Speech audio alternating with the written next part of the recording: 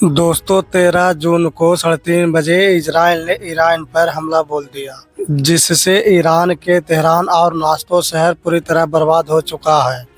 Iran और America के बीच बातचीत होने वाली थी, लेकिन उससे पहले ही इजराइल ने ईरान पर धावा बोल दिया।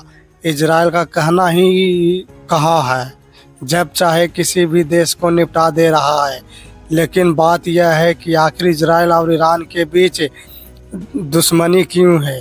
तो आइए दोस्तों हम बताते हैं। इजराइल जब से स्वतंत्र देश बना है तो उसे मान्यता देने वाला दूसरा मुस्लिम देश तुर्की के बाद ईरान ही था।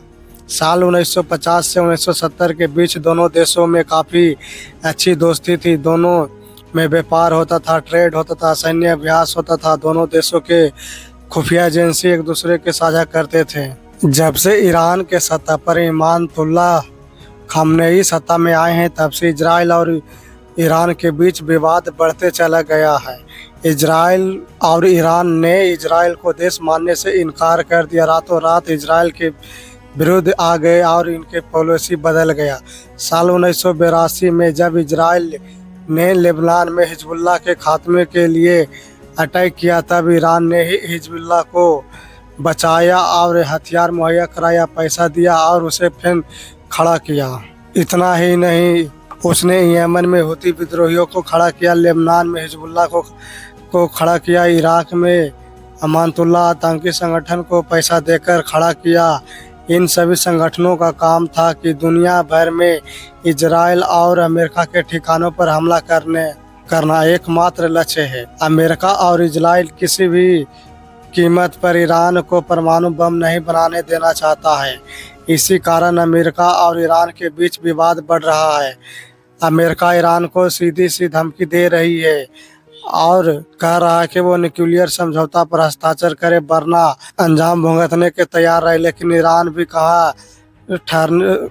भी कहाँ पीछे हटने वाला है। ईरान ने सीधे साफ शब्दों में चेतावनी देते हुए कह दिया है कि जो भी हम पर हमला करेगा और जो भी देश इजराइल को साथ देगा उस पर भी हम हमला कर देंगे। ईरान के साथ रसिया और चीन खुलकर सामने आ गया है और इजराइल के साथ अमेरिका खुलेआम साथ दे रहा है और धमकी भी दे रहा है ईरान को। अगर ईरान परमाणु बम समझौता नहीं करता है तो अमेरिका भी ईरान पर हमला कर सकता है। इसको लेकर डोनाल्ड ट्रंप पगला जो धमकी दे चुका है भी। इजराइल ने ईरान के बड़े बड़े शहरों को टारगेट कर तबाह कर दिया है, तो वही इजराइल जानता है कि ईरान न्यूक्लियर बम बनाने में कोई कसर नहीं छोड़ेगा, क्योंकि ईरान के पास पैसे की कोई कमी नहीं है। दुनिया के चौथे ऑयल और नेचुरल गैस की भरमार है, मतलब ईरान के पास पैसे की कोई कमी नहीं होने वाली है।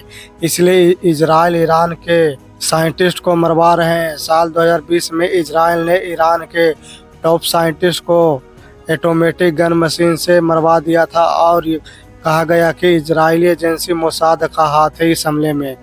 फिर साल 2008 में हिजबुल्लाह के सैन्य कमांडर इमाद मुगलनिया के कार को बम से उड़ा दिया। फिर साल 2013 में हिजबुल्लाह के टेक्निकल हेड को बम से उड़ा दिया।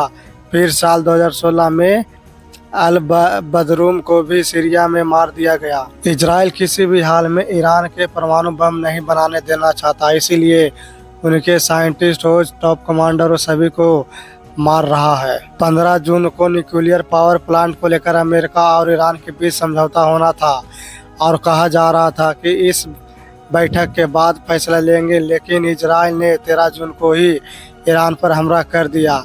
इन सभी हमला के बीच अमेरिका का हाथ बताया जा रहा है, क्योंकि बिना अमेरिका के सहायता के इजराइल ईरान पर हमला नहीं कर सकता है। इससे पहले यूक्रेन और रसिया के बीच युद्ध चल रहा था और इधर इजराइल और ईरान के बीच युद्ध चल रहा है और ईरान के साथ रूस चीन साथ में आ गया है, तो अमेरिका भी सीधे धमकी दे रहा है, कभी भी हमला हो सकता है अमेरिका की तरफ से।